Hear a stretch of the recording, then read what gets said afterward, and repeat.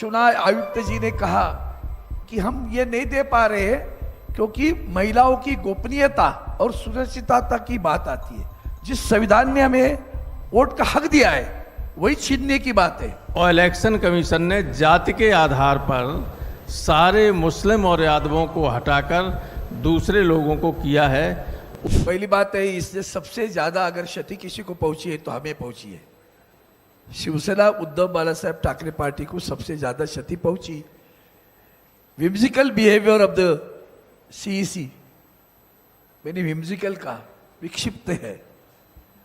कल की उनकी पत्रकार परिषद ऐसे लग रही थी कि मानो वो भारतीय जनता पार्टी के प्रवक्ता बनकर पत्रकार परिषद ले रहे हैं। कल उन्होंने जो बयान दिए, हमने 70 लाख की बात अभी सभी लोगों ने की, हमने उस पर बार बार मांग की। लोकसभा के चुनाव में हमारी महाविकास आघाड़ी बहुत यशस्वी रही, सबसे ज्यादा सांसद चुनकर आए। और विधानसभा 5 महीने के बाद में 5 बजे के बाद 46 लाख से ज्यादा लोग वोट करते हैं, तो उसके बारे में हमने सीसीटीवी की मांग की। तो कल भी हमारे मुख्य चुनाव आयुक्त जी ने कहा कि हम ये नहीं दे पा रहे हैं क्योंकि महिलाओं की गोपनीयता और सुरक्षितता की बात आती है। अरे भैया, ये क्यों, वही कौन सा तरीका है? चुनाव वोटिंग के लिए महिलाएं हो पुरुष हो सब लाइन में खड़े हैं ना, कतार में, उसमें कौन सी गोपनीयता आती है? ये जो उन्होंने जवाब दिया उस पर आप समझना चाहिए कि चुनाव आयोग किस तरह से बर्ताव कर रहा है और किस तरह से भारतीय जनता पार्टी को डिपेंड कर रहा है। अब रही बात क्षति की बात, कहता हूं तो इसके बाद में ये 70 लाख वोट जो दादा मिले, आज तक उन्होंने उसका जवाब दिया नहीं है। हम बार बार उनसे मांग करते हैं मीटिंग की, मेरे पास अभी प्रूफ है। हाल ही में हमने उनसे मांग की तो हमें बताया 5 तारीख, 7 तारीख, 12 तारीख, 14 तारीख, 26 तारीख, अगस्त की कितनी तारीख है, उसमें से आपको कौन सी सुविधा है बताओ। हमारे पार्टी के सचिव है अनिल देसाई जी ने, उन्होंने कहा 12 अगस्त को हमें चाहिए। तो कहा नहीं, 12 तारीख का शेड्यूल फाइनल हुआ है। 12 तारीख को किसको मिले? जिनको इन्होंने हमारा चुनाव चिन्ह और हमारा नाम भी पार्टी का दे दिया। उस वक्त भी कल उन्होंने एक बयान दिया, हम पक्ष विपक्ष नहीं देखते। नहीं देखते हो, फिर सिर्फ विधायक गए करके पार्टी का नाम कैसे दे दिया? फिर आपने हमसे, उन्होंने जब हमने कहा कि हमारे मेंबरान इतने हैं, 40 लाख फॉर्म भर दिए, फिर हमने ऑफिशियल जो हमारे पदाधिकारी गए उनके फॉर्म भर दिए। उन्होंने कहा फॉर्म नहीं चाहिए, एफिडेविट चाहिए। हमने एफिडेविट दे दिए, सामने वाले एफिडेविट भी नहीं दे पाए थे, उसका जिक्र ही नहीं किया, हमारा नाम और चुनाव चिन्ह दिया। अब पक्ष विपक्ष नहीं देखते हो, फिर क्या देखते हो? वही तो देखकर तो किया है, किसके इशारे पर किया है। और आज भी किसके इशारे पर उन्होंने कल पत्रकार परिषद ली, जबकि सुप्रीम कोर्ट में 2 दिन के बाद सुनवाई है, ये पत्रकार परिषद ले रहे हैं। इससे आप समझ सकते हो कि देश के संविधान को ठेस है। देश के अभी हमारे मनोज जारी हमारे किताब बताई, हमारे संविधान बताया, जिस संविधान ने हमें वोट का हक दिया है वही छीनने की बात है। हमारे यहाँ तो ऐसे ही, मतलब शिरडी के एक मतदाताओं की वीडियो क्लिपिंग दे दी, और वीडियो क्लिपिंग में एक लड़की वोटिंग करके आई थी, उसे पूछा आपका नाम क्या है, उन्होंने अपना नाम बताया। बोला आप कहाँ से हो? तो अन्य राज्य में थे। यहाँ कैसे हूँ? मैं कॉलेज में पढ़ती हूँ। कौन से कॉलेज में पढ़ती हूँ? नाम नहीं बताने आया, गई निकल के। ये वीडियो क्लिपिंग ही दे दी इलेक्शन कमीशन को। देखो कैसे चुनाव में कैसे गलत वोटिंग हो रही है, कैसे झूठे नाम है, कैसे बोगस नाम है। ये चुनाव आयोग जब चुनाव घोषित होता है उसके पूर्व 10 दिन तक लोगों को रजिस्ट्री कराने लगाती। अब कहते हैं कि अगर आपको ऑब्जेक्शन लेने तो फॉर्म नंबर 7 भर दो। कब भरेंगे? चुनाव शुरू हुआ, प्रोसेस शुरू हुई, काम शुरू हुआ, वहां तो किसकी किसकी रजिस्ट्री हुई किसी को पता नहीं है। ये इसी तरह से बोगस वोटिंग रजिस्ट्री करवा लेते हैं। और बिहार और बंगाल में उनका जो दिमाग में जो है ना, वो उसी की कार्रवाई है। मृत घोषित मृत व्यक्ति बताकर जिंदे व्यक्ति का नाम निकाल दिया आपने। एक महीने अंजुम करके कोई पत्रकार है, उन्होंने बताया था, एक महिला से उन्होंने इंटरव्यू लिया, फिर महिला बता रही है मैंने बताया मुझे फॉर्म दे दिया। आप बार बार पोर्टल की बात करते हो। गंवार लोग है भैया, मोबाइल नहीं है हाथ में, तुम्हारा नेटवर्क नहीं मिलता, कहां से पोर्टल पे जाके ढूंढे कि मेरा नाम आया कि नहीं आया? उस महिला, अनपढ़ महिला से पूछते तुम्हारी माँ का बर्थ सर्टिफिकेट दे दो ना। अभी माँ का बर्थ, मेरी माँ का भी बर्थ सर्टिफिकेट मुझे नहीं मिलेगा। यह तरीका है चुनाव आयोग का। पक्ष विपक्ष नहीं देखते हो, आप पक्ष को ही देख के काम करते हो। और इसलिए हम सभी लोग इकट्ठे आकर एसआईआर पर जो मांग कर रहे थे, उस मांग को लेकर सरकार आगे कदम नहीं उठा रही है। हम सब, सिर्फ पार्टियां नहीं, देश की जनता देख ले कि किस तरह से ये झूठा कारोबार करके सत्ता पे आते, उसके ऊपर सब लोग इकट्ठा होना चाहिए। धन्यवाद। आप लोगों ने कल इलेक्शन कमीशन ऑफ इंडिया की प्रेस कॉन्फ्रेंस को अटेंड भी किया है, देखा है और सारे देश ने सुना है। ईसीआई ने बार बार कहा है कि जो आरोप लगाए जा रहे हैं उसको शपथ पत्र के माध्यम से, एफिडेविट के माध्यम से दिया जाना चाहिए।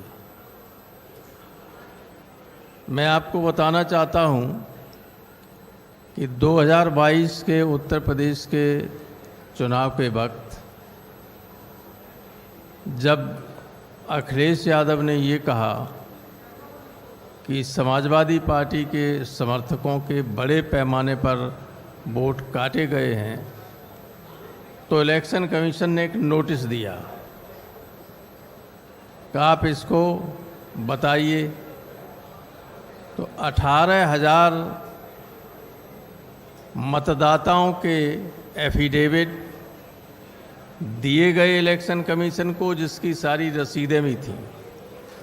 और आपको आश्चर्य होगा कि एक भी उस एफिडेविट पर आज तक कोई कार्रवाई नहीं की।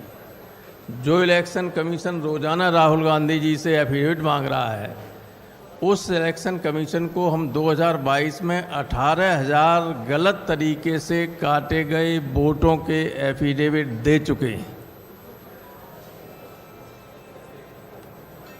इस तरह के एफिडेविट हैं, उसकी सब रसीदें हैं और कोई कार्रवाई नहीं हुई। दूसरे, जब उपचुनाव हुआ 2024 में उत्तर प्रदेश में, तो जो विधानसभा थी कुंदर की या अन्य, उसमें इन्होंने बीएलओज को चेंज कर दिया। कुंदर की में जो बनी हुई पहले की लिस्ट थी, उसमें से सारे यादव और मुसलमानों को 100% हटाकर दूसरे लोगों को रखा गया। दोनों सूचियां इलेक्शन कमीशन को दी गई शिकायत के तौर पर कि देखिए ये इलेक्शन कमीशन, ये थे बीएलओज, और इलेक्शन कमीशन ने जाति के आधार पर सारे मुस्लिम और यादवों को हटाकर दूसरे लोगों को किया है। उस पर कोई जांच और कोई कार्रवाई नहीं की गई। इसी तरीके से जब मैनपुरी में उपचुनाव हो रहा था, तब हमने लिख के दिया कि सिर्फ एक बिरादरी के ही सारे एसडीएम्स, सारे सीओज और सारे एसएचओज मैनपुरी में पोस्ट किए गए थे, एक ही बिरादरी की, मुख्यमंत्री की बिरादरी की। आप जानते हैं कि जब चुनाव होता है तो चुनाव वाले दिन एसडीएम और सीओ गाड़ी लेके चलते हैं, पुलिस और पीएसी उसके साथ होती है। जिस बूथ पे चाहें उस बूथ पे लोगों को दौड़ा के हटा दें और वोट न पड़ने दें, ये काम उनका होता है। बजाय इसके कि ये देखें कि वोट सही तरीके से पड़ रहे हैं, कोई अव्यवस्था तो नहीं हो रही है, और वो भी उनका अधिकार नहीं होता है। वोट को चेक करने का अधिकार केवल प्रिसाइडिंग ऑफिसर, पोलिंग ऑफिसर्स को होता है। लेकिन ये सब आपाधापी करने के लिए इस तरह की व्यवस्थाएं की गई, जिसकी लिखित शिकायत हुई और किसी के खिलाफ कोई कार्रवाई नहीं की गई। तो इलेक्शन कमीशन का ये कहना कि बिना तथ्यों के शिकायत की जाती है, कोई एफिडेविट नहीं दिए जा रहे हैं, वो गलत है पूरी तरीके से। इससे सब लोगों को अपनी अपनी बात, दिल्ली में बहुत बड़ा घपला हुआ, संजय सिंह जी बताएंगे आपको। और हमारे यहाँ तो अभी से फिर वोट काटने की प्रक्रिया शुरू हो गई उत्तर प्रदेश में। अभी से पूरे उत्तर प्रदेश में ट्रांसफ़र की लिस्ट आप देखिएगा। अगर ठीक जगह पर कुछ हमारे